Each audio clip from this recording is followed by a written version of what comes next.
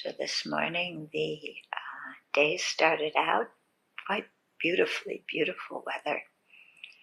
And then very suddenly this new wave of weather came in. Windy, colder, clouds. And so our lives things in our life can change very quickly without our permission or our knowledge. And the winds of karma blow us all over the place.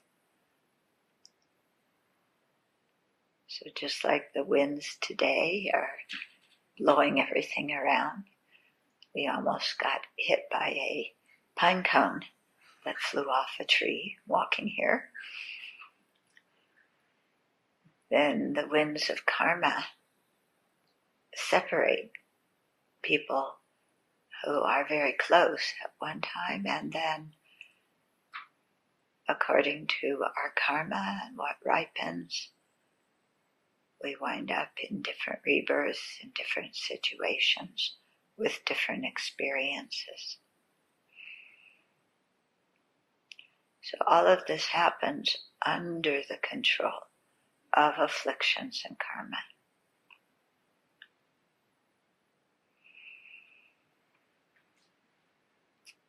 So if we're dissatisfied with this state of not having freedom, but of our lives being controlled, then we should aspire for liberation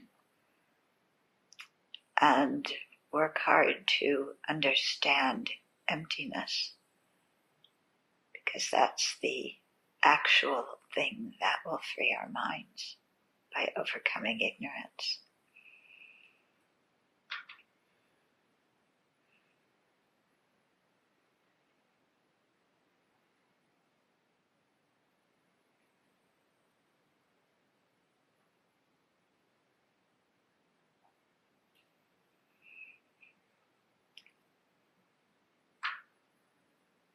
But all sentient beings are like us, wanting happiness, not suffering, their lives under the control of afflictions and karma.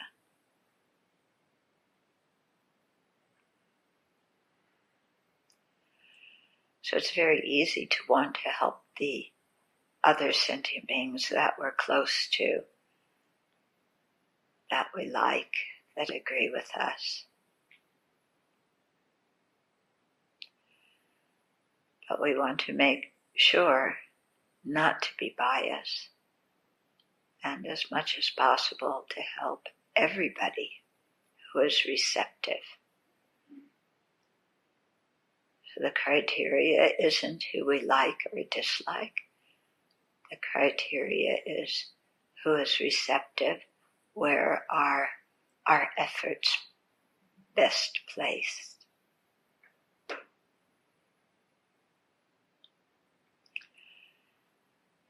And even for sentient beings that have enormous obstacles that we cannot reach, still to remain with a mind that has love and compassion for them. A mind that will reach out to help when the circumstances change and there's more opportunity to actually be a benefit.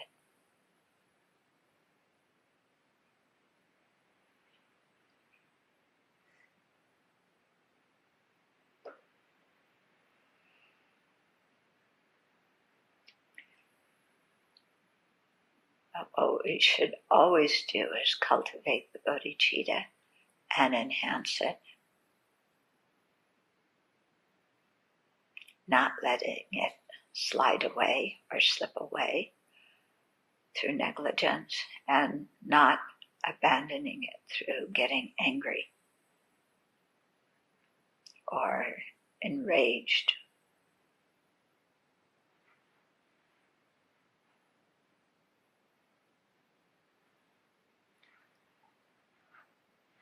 So generate that bodhicitta, and together with that, make a strong determination not to give it up.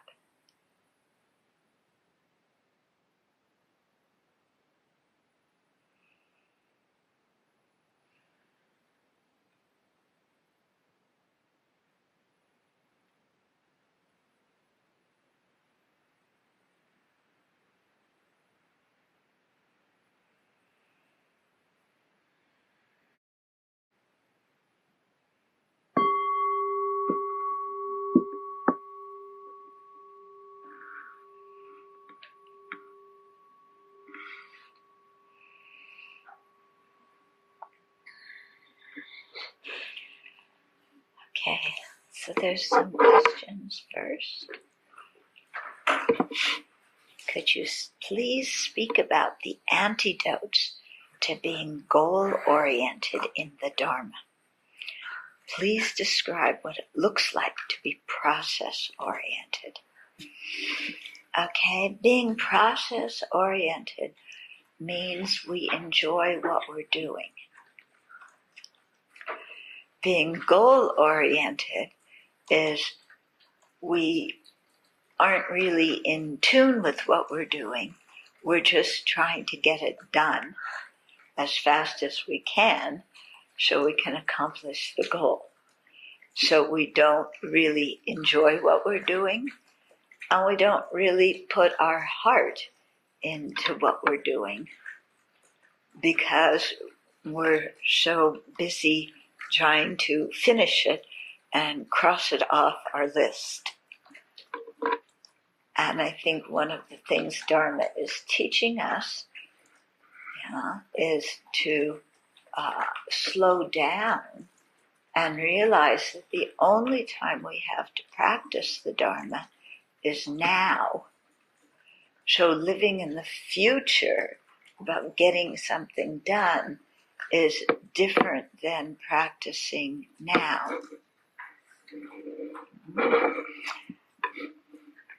So if we practice now, then we pay attention to the people in front of us. We take care with what we're doing. We aren't just rushing around trying to get it done. So this pertains not only to, worldly tasks, to how we sweep and walk and, do things like this, but also how we do our meditations every day. Yeah, because it's often so easy, you just want to get them done. Yeah. Instead of really enjoying them and focusing on them. And that's something that can be challenging to us. Okay? Being goal-oriented means we're always assessing how close we are to the goal. Yeah. And so our mind isn't with creating the cause, it's how close am I to the result. Yeah. Whereas Buddhist practice is really all about creating the cause and being content to create the cause and enjoy creating the cause and causes, I should say, and knowing that the results will come, and having some patience with that and some fortitude with that instead of rushing. Yeah. So the language that is in our prayers sometimes we can misunderstand what it's saying. Like when we say, I must quickly attain full awakening. In America you hear quickly, and it's like, okay, you better run and do it, and yet there's no way to push to become a bodhisattva. You just have to do the practices, be consistent, put your heart in it, use everything you encounter in your life to help you increase your bodhicitta. And then that works. Yeah. but to say, okay, I've got to sit down. Okay, I've got to do the 9 points of the equanimity, the equalizing meditation. 1, 2, 3, 4. Okay, got that done. Then I've got to do the 7 points of the cause and effect meditation. 1, 2, 3. I don't have much feeling for that, especially repay the kindness of my mothers. How do I even know they're my mothers? But anyway, I don't have any time to think about that. Let's go on to the next thing. Yeah. So we don't want to practice that way. We need to really, do what we're doing. And when questions come up in our mind, take the time to find the answers to those questions. Although some questions are really difficult, we may not understand the answers right now. So also knowing, when to just put a question aside and come back to it later instead of, I've got to find the answer today. Okay, is that clear? Then this one. When I practice visualizing Shakyamuni Buddha, I sometimes feel a tingly sensation in the area of my third eye chakra. Is this chakra related somehow to visualization practice? Not as far as I know. I've never heard any of my teachers mention that. Anybody else heard anything?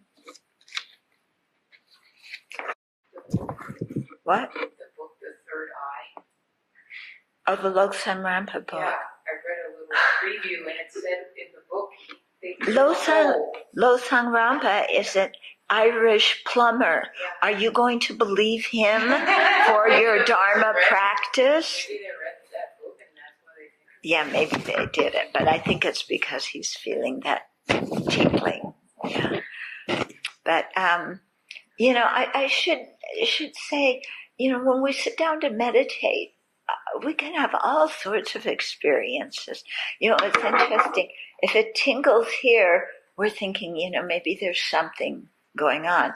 If it tingles in our leg, we say, oh, that's pins and needles and it hurts. Let's get rid of it. Okay? It's so interesting how we give different things significance in our meditation. Yeah. And, so my teachers always emphasize just do your practice, be able to differentiate between one, what's a good kind of sign and what's not. For example, there was one young man who called me and he was meditating and he was like having, just this bliss coming up and going down and all over his body. And, and he was wondering what this is all about. So I called Geshe Zopa, and I asked him, because he was thinking, Kundalini and, bliss and emptiness. And I called Geshe Zopa and Geshe said, it's just sexual energy. Really kind of deflating for him. Yeah. One piece of advice, though, for those of you who will be asked questions about what things mean, is I asked one Lama, because people, especially in Singapore, they would come to me about different dreams, different signs of things happening, and so on. And so I asked this one Lama about it, and he said, you never really know what is going on, but interpret whatever the person tells you in a way that will energize them in their practice. Yeah? So if somebody has a particular dream, to you it might seem like, nothing special, or it might seem like even a whole lot of attachment or whatever. But according to this, if somebody asks you, interpret it to say, oh, well, you felt strongly drawn to this, so your mind is strongly reaching for the Dharma, and you want to, you interpret it in a certain way that encourages the person. I thought that was very good advice, because we never really know until we develop, clairvoyance and so on. So do your best to do what is helpful to somebody. And on the other hand, if somebody's, getting all whacked out about what they're dreaming, then sometimes you just say, it's just a dream. It's like when they do highest class Tantra initiations, also Kriya, you're told to watch your dreams that the night of, because it's a 2-day process, you watch your dreams the first night. And people get so excited and come back the next day. What did you do? What did you do? What did you dream? And then the first thing the Lama says is it's only a dream. Everybody got so excited about what they dreamt about before the initiation. Then his Holiness says, it's only a dream. And the significance is that all phenomena you see during your life are as illusory as a dream. So don't get attached to them. Yeah? And then everybody who had, these fantastic dreams, it's like, I can't get attached to my dream. I thought it was some fantastic sign that I was nearing the path of seeing. Yeah. Quite interesting how our mind goes. And how almost everybody, when they meet Tibetan Buddhism, starts to wonder if they're really a Rinpoche who hasn't been identified. Because look, I came and I have a really strong connection, and my mind's really opening up in a way it didn't, and I could be a Rinpoche, and they just, because I was born in the West, they didn't find me. So there's a lot of that going on too. And then His Holiness says, well, Rinpoche's just social status. You've got to practice.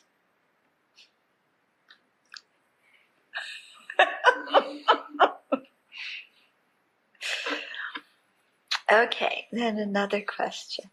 Sorry, I'm popping everybody's bubble.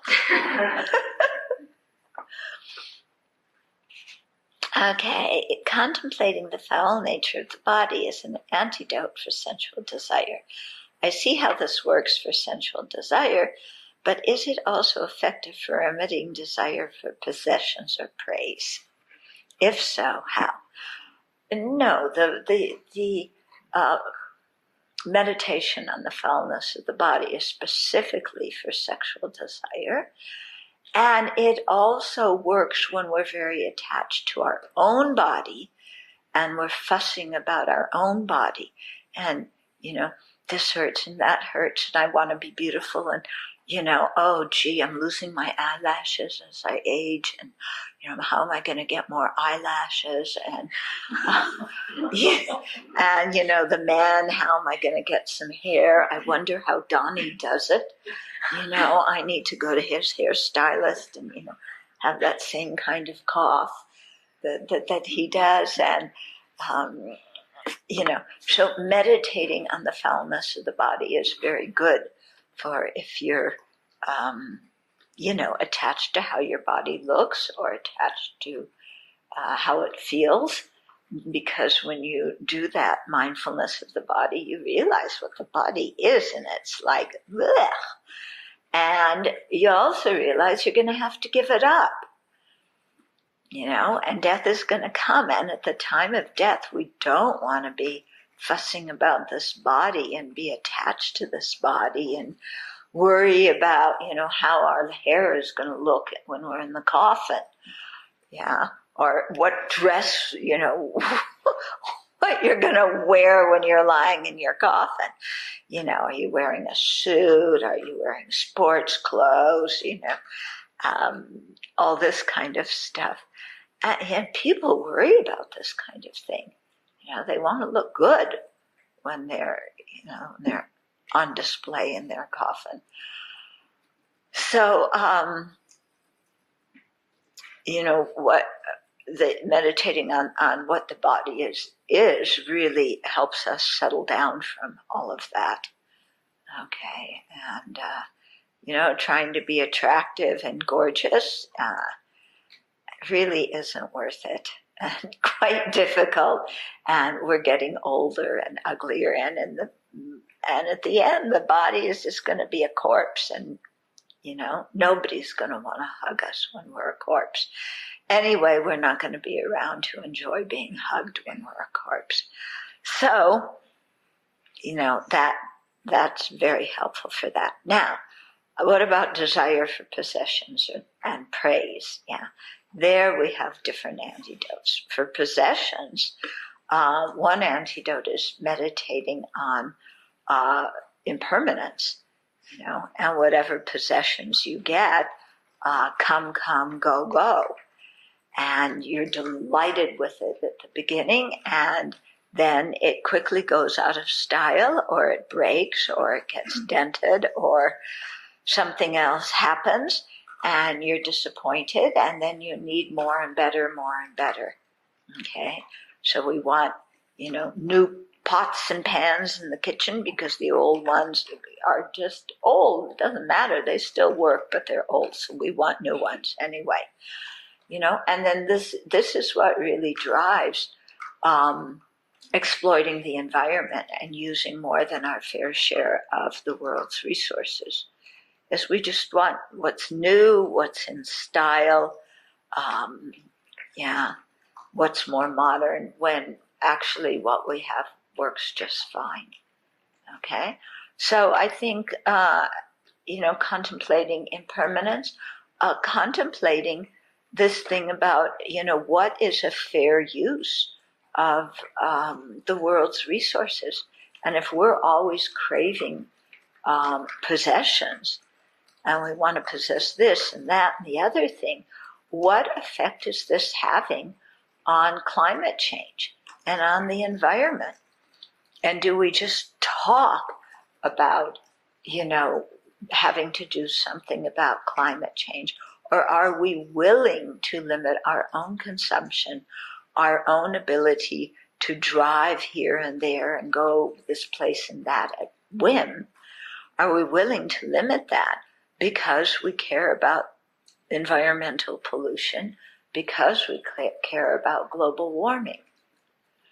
Or do we just think, oh, global warming is, you know, something the politicians have to take care of, but, you know, in the meantime, I want to go here and I want to go there, and everybody's, you know, driving their different cars to different places to get one thing, or they're driving their cars to the same place to get one, you know, everybody getting one thing, not realizing the effect of our actions on the environment.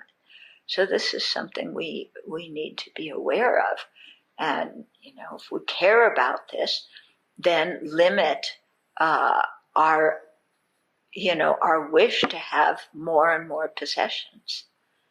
Yeah, because whatever possession we have, it came at the expense of the environment. Okay.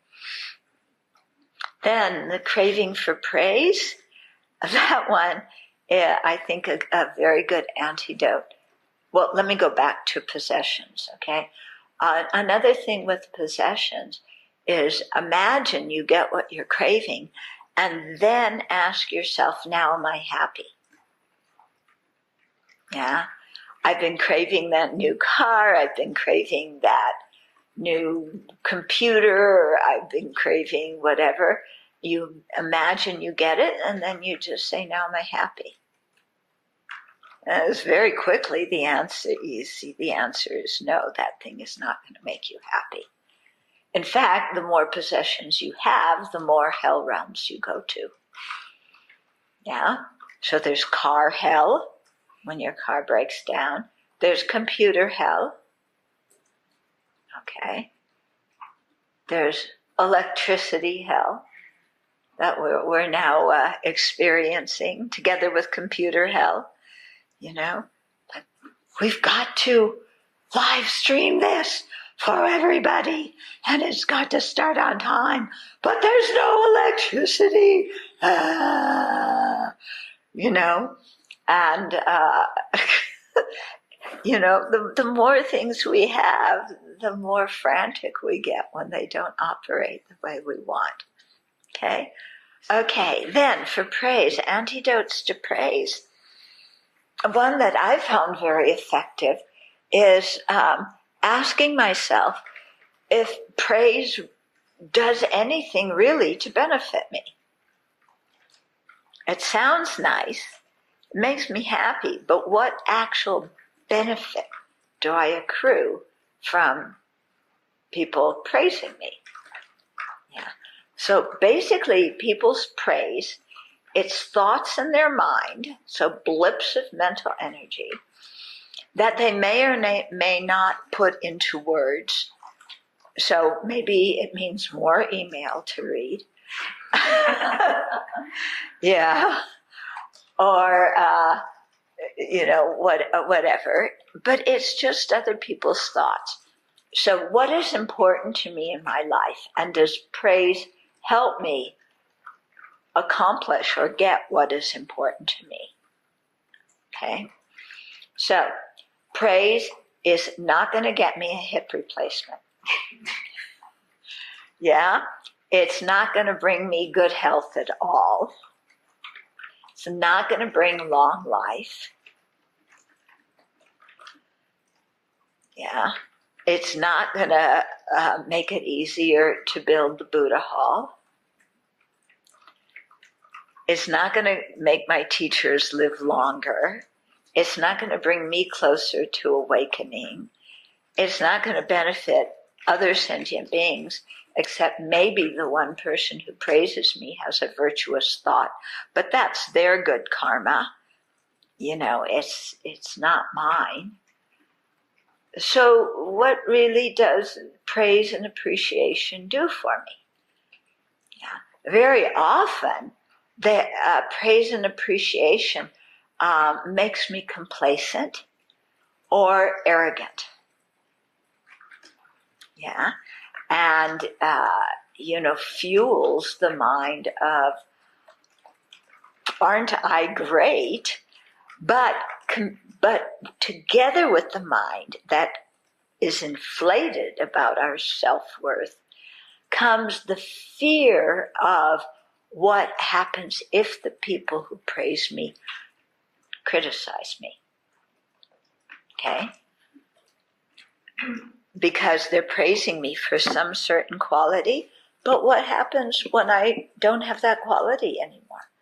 Or when I use that quality to benefit somebody who they don't like, or whatever, I'm only going to get criticism. Yeah. So if I'm attached to praise, then I better be ready for the criticism that's going to follow. And that, there's this certain kind of fear of not measuring up in the future to other people's expectations. And then, of course, to win people's praise, we have to do a tap dance. So we have to figure out what dance they want us to do, and then do that dance so that it pleases them. So we become a people pleaser. We don't really care about whether other people are happy or comfortable. We just care about how we can get them to praise us, because we need their praise to feel good about ourselves. And actually, it's much more valuable to be able to assess ourselves and acknowledge our own good qualities and encourage ourselves to develop them more. That works much better than craving other people's praise, which we don't really believe in our hearts anyway. Yeah. So it's much better, become friends with ourselves and learn how to feel good about ourselves. Okay. Any other questions before we start? Huh? Why is that so hard to do? Why is it so hard? Because we're so habituated to looking outside for affirmation. And, in previous lives we did it, in this life. Also, it figures in because the vision of this life is so strong, and we're social creatures that if other people approve or don't approve of us, we react a lot to that. And then with some people, it's not important whether other people approve or not approve. They just want to have attention. Yeah, so any teacher knows those kids, right? Mm-hmm. Yeah, and they'll act out just because they want somebody to pay some attention to them. Yeah. Then there's other kids that want praise. And then we have to look at what we're doing, how we function. And, I come back a lot to what Mother Teresa said about, when I feel the need for love or when I feel unloved, give me somebody to love, not produce somebody who loves me. Okay? The idea being that the more we become what we want, the more we fulfill our own needs in a healthy way by doing something that benefits other people. Because doing the tap dance is really difficult. Yeah? So I'm not saying we should be, it's very important to explain this, I'm not saying we should deliberately be rebellious and deliberately be uncooperative and like, oh, you want me to be this way? Well, I don't want to be this way, so you. Okay? I'm not doing your tap dance. I'm not looking for your praise. So, go beep, beep, beep. Yeah, I'm not talking about that attitude because that's certainly not a very good attitude, is it? How are you going to generate bodhicitta if you have that kind of attitude towards sentient beings? The two don't go together. So I'm not saying develop this thing of, just, screw you. I'm saying, we should be cooperative, we should be helpful, yeah, but with a sincere mind, because we realize that we and other people are interdependent and we want to benefit them.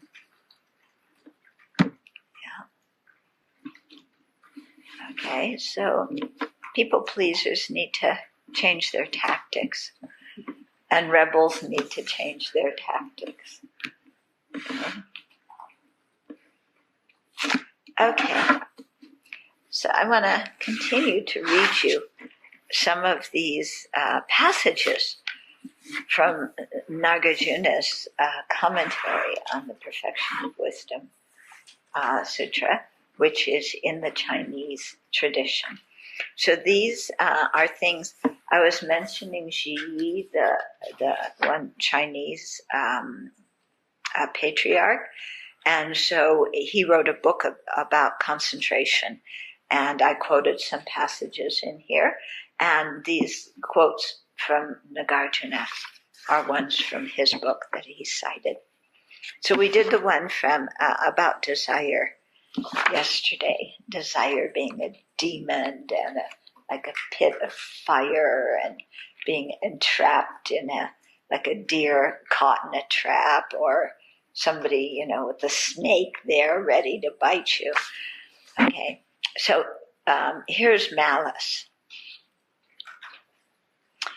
Okay, so here Nagarjuna is quoting Shakra, the king of the Devas, who asked the Buddha some questions. So the first lines I read are from Shakra asking the Buddha, and then the next lines are the Buddha's reply.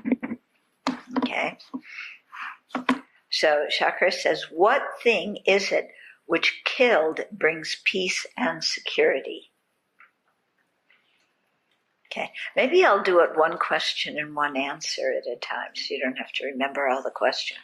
So Buddha says, if one kills anger, the mind will be peaceful and secure. So this is part of the commentary about malice and how to subdue malice. What thing is it which slain one has no regrets? If one slays anger, the mind will have no regrets. What thing is it which is the root of venomousness? Anger. It is anger which is the root of venomousness. So it's interesting, all Shakyamuni's questions are about something to harm, what you can harm.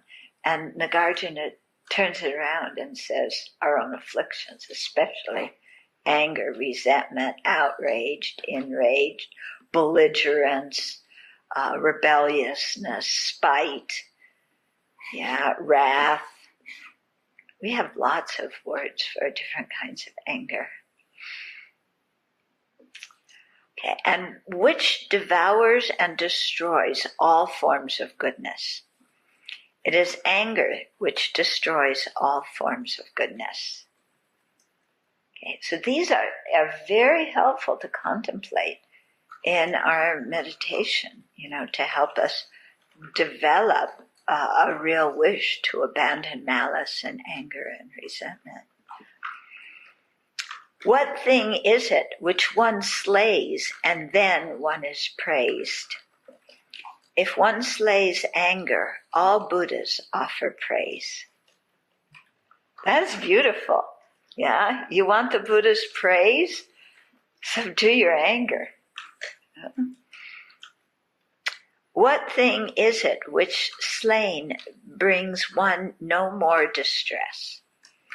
If one slays anger, one has no more distress. Yeah. Very beautiful. Yeah, I like these. Do you find these kinds of things? Short, pithy. Yeah, very helpful, in your meditation to contemplate. Okay, then lethargy and sleepiness. So these are two different things, but they're put together because of their common quality of making the mind dull and unresponsive. Okay, so Nagarjuna says that the Buddhas and Bodhisattvas admonish their indolent disciples by reminding us of the faults of samsara and urging us to wake up immediately and follow the path to liberation. So here's what Nagarjuna says. You, get up. Don't lie there hugging that stinking corpse that is all sorts of impurities falsely designated as a person. It's as if you've gotten a serious disease or been shot by an arrow. With such an accumulation of suffering and pain, how can you sleep?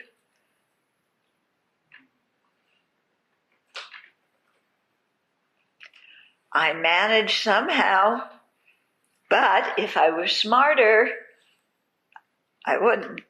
So it's not saying, don't go to bed at all. Yeah, our body needs to sleep, and it helps to kind of reset the mind.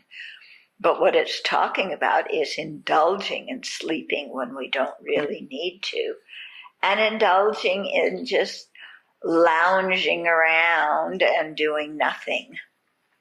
Yeah. The entire world is burning up by the fire of death. You should be seeking means of escape. How then can you sleep? You're like a person in shackles being led to his execution, with disastrous harm so imminent, how can you sleep? Yeah.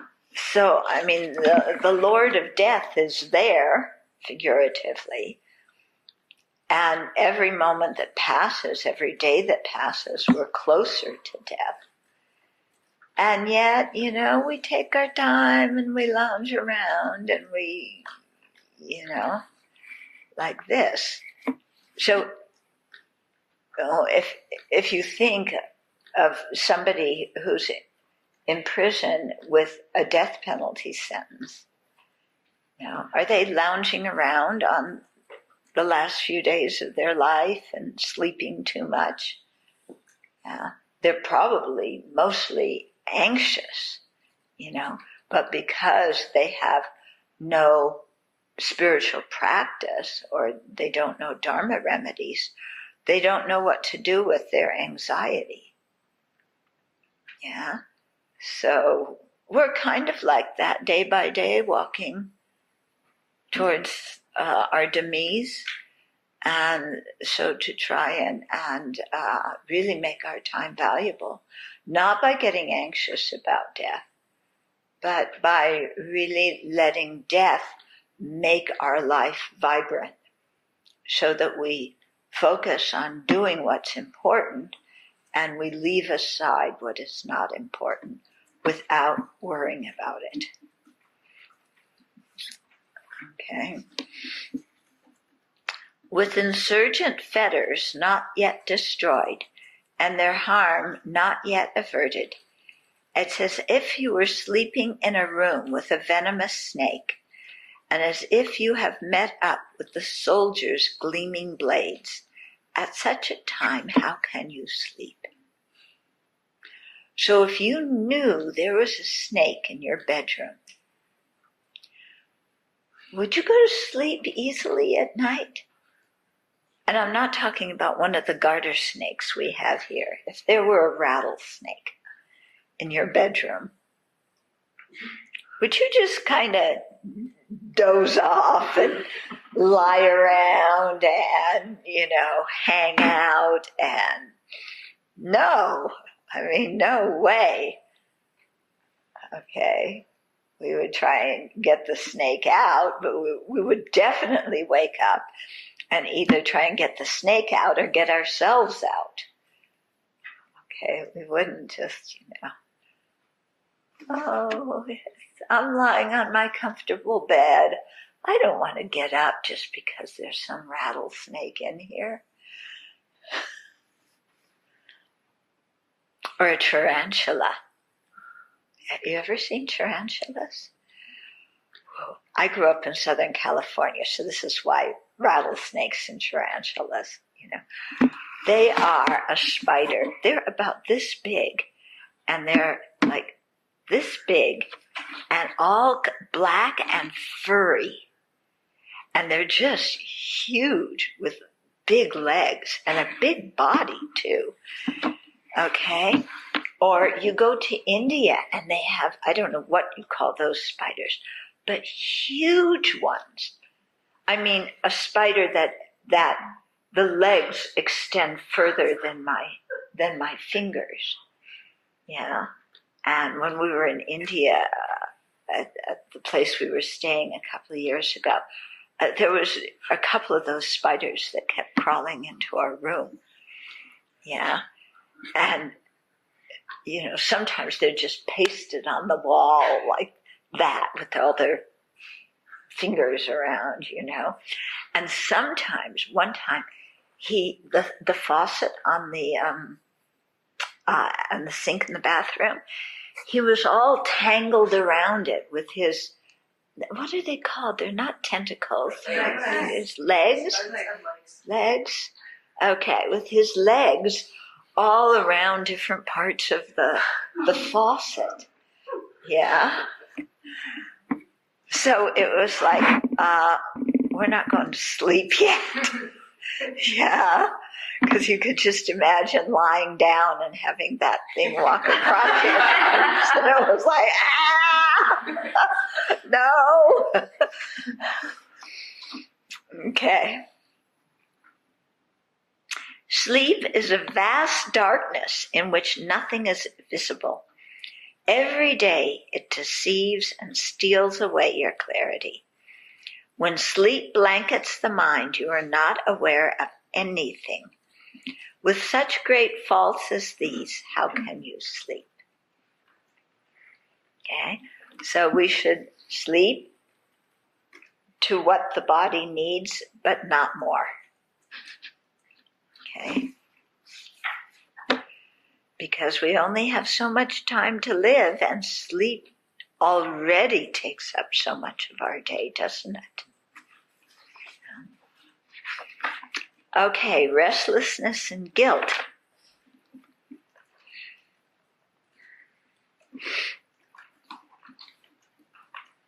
So here's what Nagarjuna says. If you feel regret for an offense, having regretted it, put it down and let it go. Okay? So we committed an offense, we create non-virtue, we regret it, we do the 4 opponent powers, we put it down.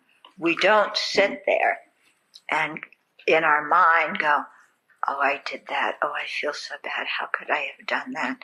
What if other people find out, oh, I'm such a bad person because I did this. This is really horrible.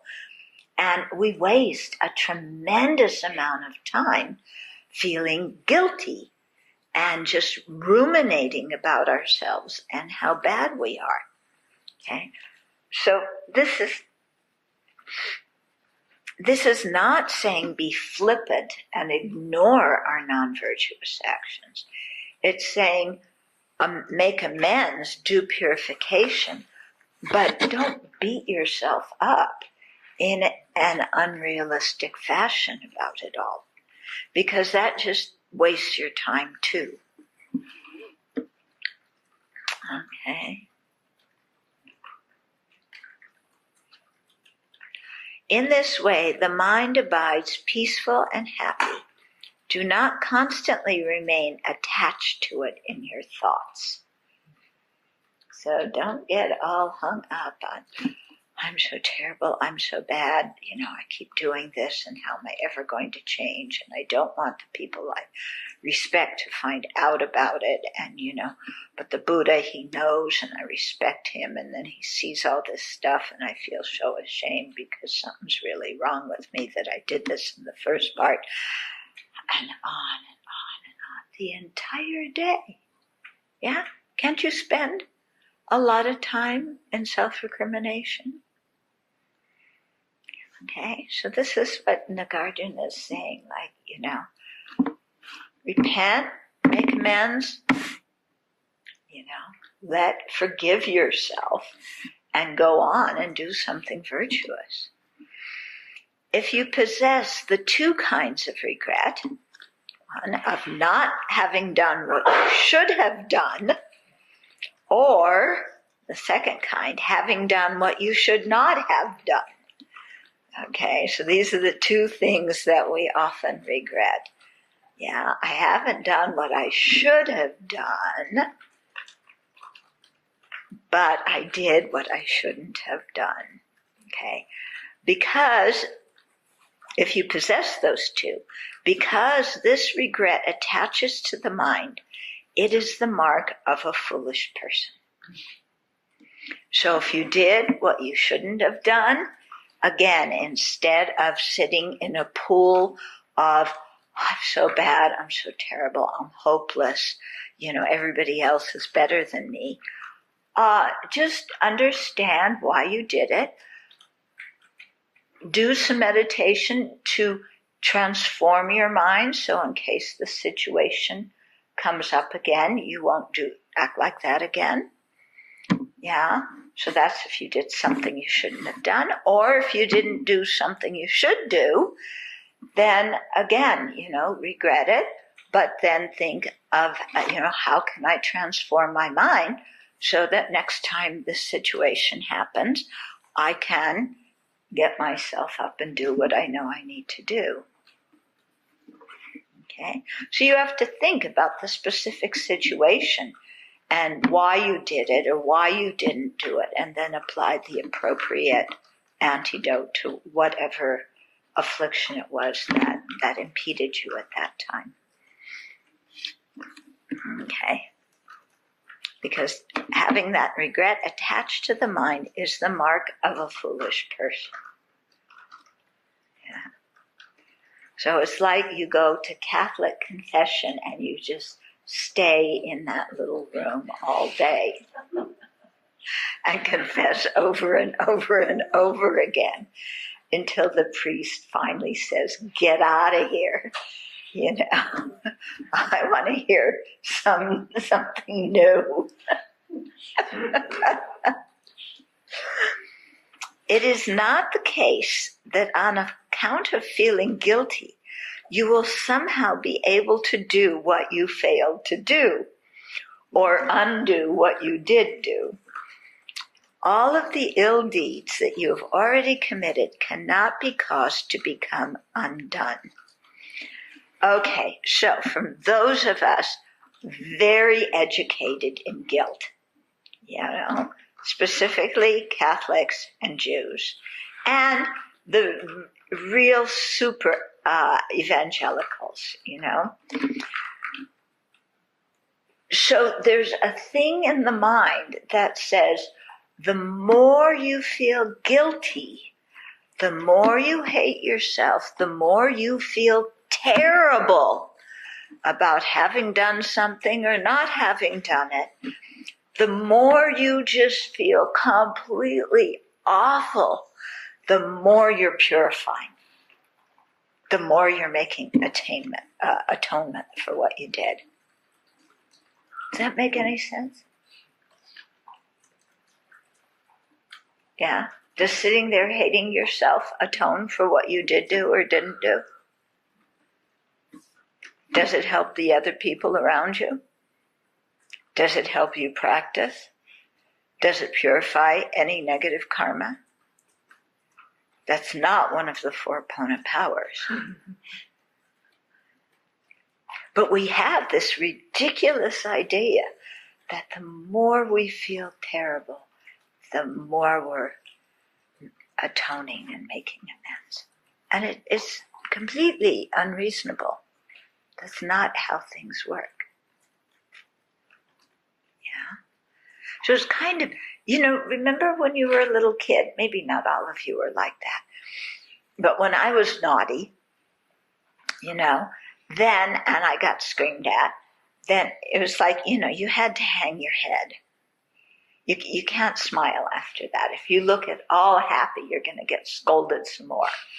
So you have to look totally miserable, you know, and not just look miserable, but hate yourself. And how could I have done this? And my whole family's so upset. And I'm really upset. And I'm mad because they treated me like this. You know, because they scolded me like this. I don't like being talked to. But anyway, I'm such an awful person. This is really terrible. How could I have done this? Yeah. Do you remember those times when you were a kid? Yeah. Maybe you still do them? Go upstairs and pout and cry too. Oh, yeah. That's it. Yeah, you have to hang your head low and show your regret. So you go upstairs and you pout and you cry. Hoping they'll change their mind and come back and go, okay, I didn't mean it. Good luck. Yeah.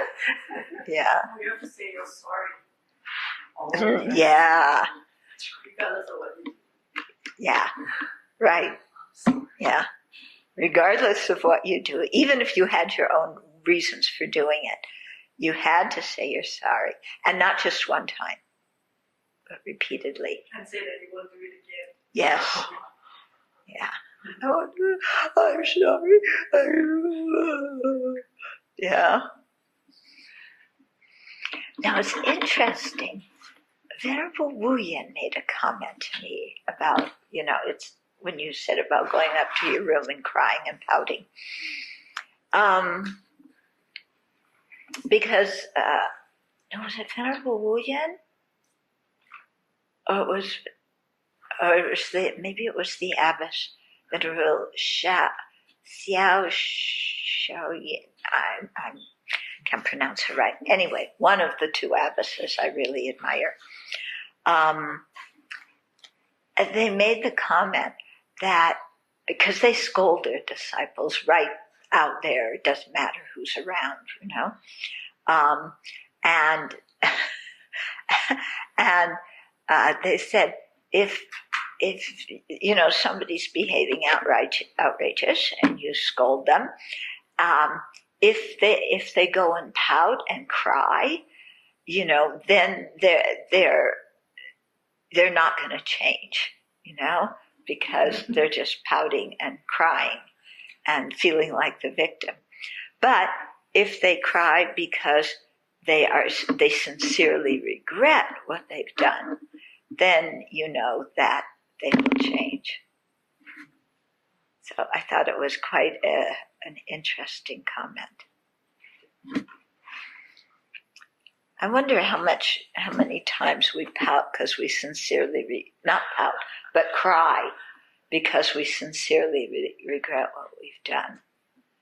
And how much we cry because we're embarrassed, ashamed. Yeah, embarrassed, ashamed, angry. It wasn't my fault. I didn't do anything. Yeah.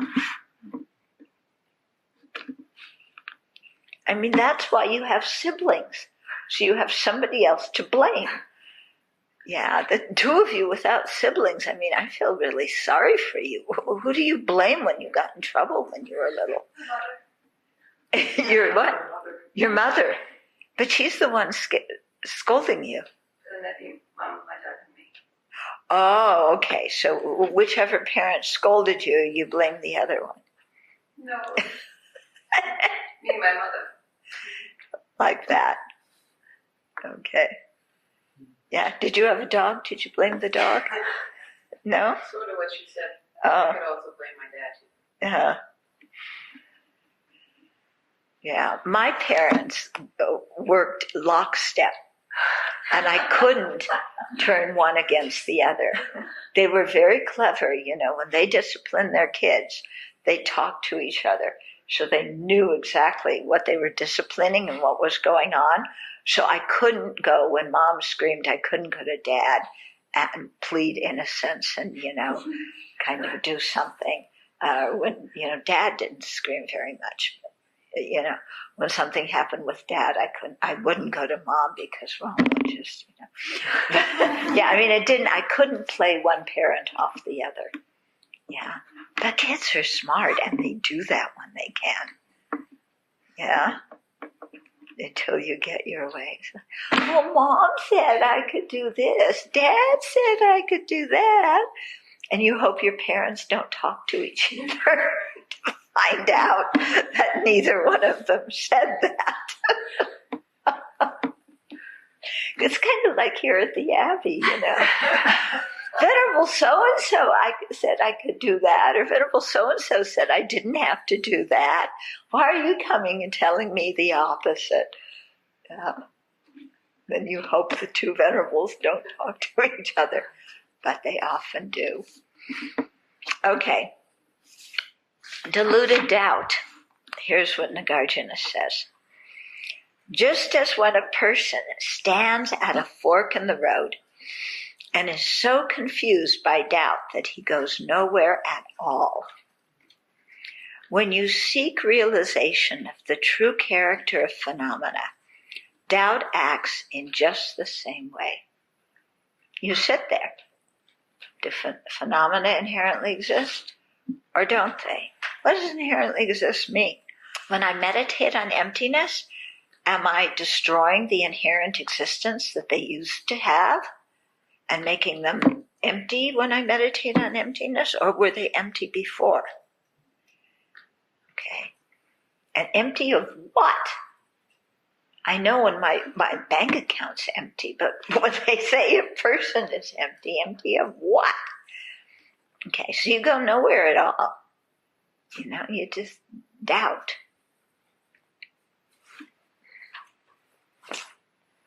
Okay. Because you remain doubtful, you don't diligently seek to realize the true character of phenomena. This doubt comes forth from confusion. Among all the detrimental mental factors, it is the worst. Okay, so from ignorance comes the doubt, and it just keeps you from, doing anything constructive in your practice, because you start to do something and then you say, am I doing it right? Am I doing it wrong? Should I meditate this way? Should I meditate that way? What does Vipassana meditation mean? She said every tradition does Vipassana meditation. I've been doing it from Goenka style, but then in Thailand, they do it in different ways. But how did the Tibetans do it? And how did the Chinese do it? And which way am I going to do Vipassana meditation? And anyway, what is it? Okay, why am I doing this to start with? And so, you get yourself really confused. Although you may possess doubts while abiding in the world, you should still accord with the sublime and virtuous Dharma. Just as when you contemplate a fork in the road, you should follow the path which is most beneficial. Okay, so you may have a doubt, but do what accords with the sublime and virtuous Dharma. Don't go to the other side of the doubt that says, abandoning the Dharma or doing some non-virtuous thing will solve my problems. And this is what often happens if monastics are unhappy. It's like, should I remain ordained or should I give back my ordination? Because they think that the ordination is the problem. Okay, I have not read in one single Dharma text that the ordination is the cause of afflictions. And I have not read in one text that the second noble truth, the true cause of suffering, is being ordained. Okay, it hasn't appeared in any text I've read. In fact, it's appeared under the fourth truth, the truth of the path. So why, when you're unhappy, do you think that giving up your ordination is the solution to your problem?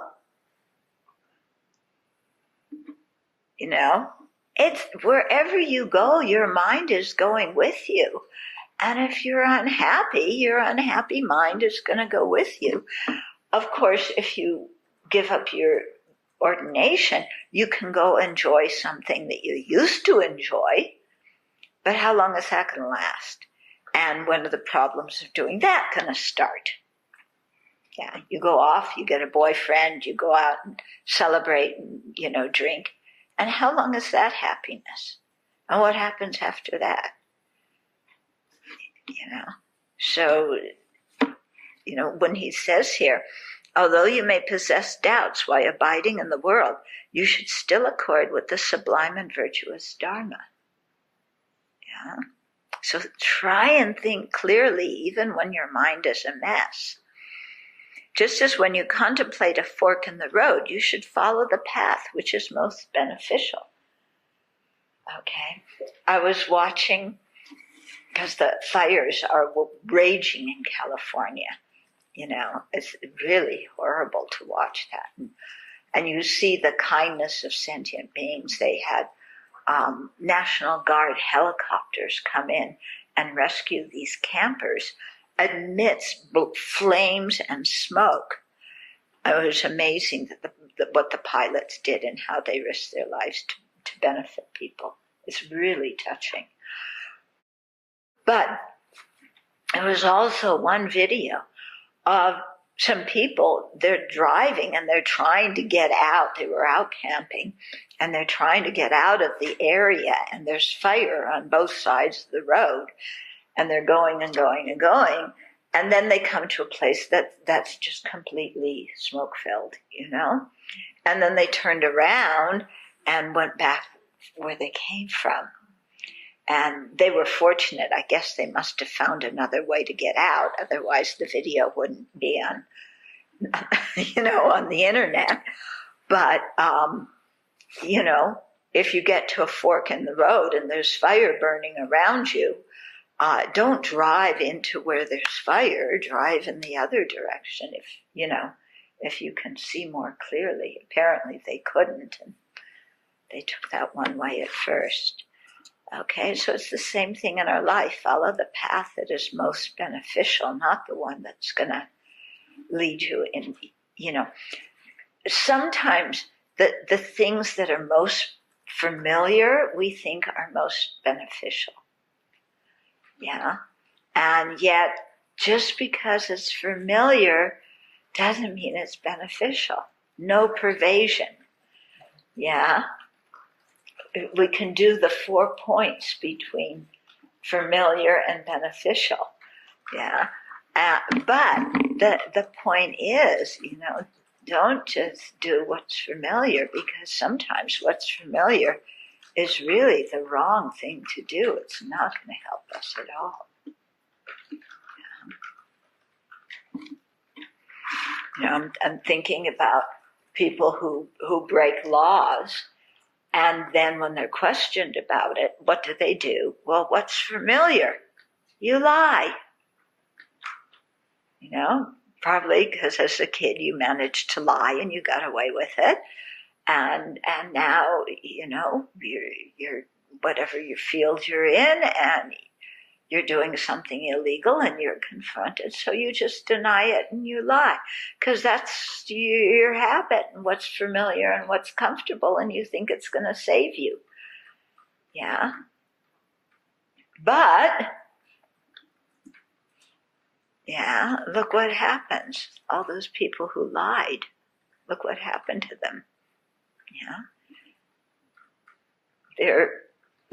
They could be a sangha inside a prison, There's so many of them. Really, the people that were on the campaign, the 2016 campaign for Donnie, so many of them are in prison now. Yeah. Okay, so that is okay. So let me just read something else very, very quickly, because we're almost out of time. So this is from a sutra in the Pali tradition called Discourse on the Removal of Distracting Thoughts. Okay, so there's 5 major points. Yeah, first point is pay attention to a virtuous object. Precisely contemplate the opposite of the distracting thought or emotion. So underneath it are more particulars. For attachment to material possessions, contemplate impermanence. For sexual desire, contemplate the parts of the body. For anger, hatred, and resentment towards sentient beings, contemplate love. For anger at inanimate things, analyze their components, like the 4 elements, earth, water, fire, air. For aversion to situations, contemplate that they are the result of your previous karma and of circumstances that you do not have control over in this life, such as other people's actions, the weather, and so on, and electricity. For intellectual doubt, study the teachings. For emotional doubt, contemplate the qualities of the Buddha, Dharma, and Sangha. Okay. Then the next point is examine the danger and disadvantages of those distracting thoughts. Okay, so first under that, they cause your own and others' suffering now and in the future. They obstruct wisdom, cause difficulties on the path, and lead you away from nirvana. Like the carcass of a snake, dog, or human being hanging around your neck, they weigh you down. Okay. These are on page 177 and 178 in Following in the Buddha's Footsteps. Okay, so I could expand each one of these a long time, but there's not much time right now. Then the third main point is do not give attention to those thoughts. Ignore them. Okay? So this resembles turning our head away from something that we do not want to see. In the break time between sessions, engage in an activity that does not allow your attention to go to these thoughts. Take a walk, clean the room, paint the figure of the Buddha. Okay? So take your mind off whatever it is your mind is ruminating about. Yeah. Or like I did that time in Dharamsala, realize that you're the only one on this planet who's ruminating and so upset about this. Okay, then the fourth point is examine the formations of those thoughts. For example, ask yourself, why am I thinking this? That's a good question. Why am I thinking this? I'm sitting there going over and over and over an interchange with somebody I had for about 5 minutes, and I'm replaying it in my mind again and again, getting more and more upset, or getting more and more attached and distracted as I realize more wonderful, as I impute more wonderful qualities to that interchange. So to stop and say, why am I thinking this? Yeah. What am I getting out of letting my mind do this? Okay. What are the factors that led to this thought or emotion coming up into my mind? So what are the causes and conditions that sparked this thought and that's keeping my mind going round and around and elaborating on it? Okay. Then another part of that is from a detached perspective, watch the thoughts flow by until gradually the flow of thought quiets down. So stand by and just watch the thought without getting involved in the content of the thought. Okay. And then the fifth is crush mind with mind. That is, crush the non-virtuous mental state with a virtuous one. Bring a virtuous mental state into your awareness and try and focus on that, and in that way overcome the non-virtuous one. Okay, yes? What is emotional doubt? What are examples of? Okay, the emotional doubt. Where you meditate on qualities of the Buddha? Yeah. Okay, let me just look at that. Emotional doubt would be more, it's not doubt about the teachings, are things permanent or impermanent? Maybe is the mind really is the body really the source of our thoughts? It's not intellectual like that, but it's more emotional. Am I worthwhile? Am I not worthwhile? Do I cut the grade to be a Dharma practitioner, or am I completely incapable? Okay, so more that stuff along that line. How does this quality be an antidote to that kind of doubt? Because it's putting your attention on something else. So instead of letting your mind do this, you're paying attention over here. It's like what parents do when they have a crying baby. Yeah, you take your baby outside. Yeah, and or into another room, and just the change of the air or the room, then the baby quiets down. It's like it distracted them from their crying. Okay, so it's a similar kind of thing. So it doesn't have to be specifically the Buddhist qualities, but anything else other than your shoot down. Right. It's supposed Yeah. to be uplifting. Huh? It's supposed to be uplifting. Yeah, something that uplifts your mind. Yeah. Okay.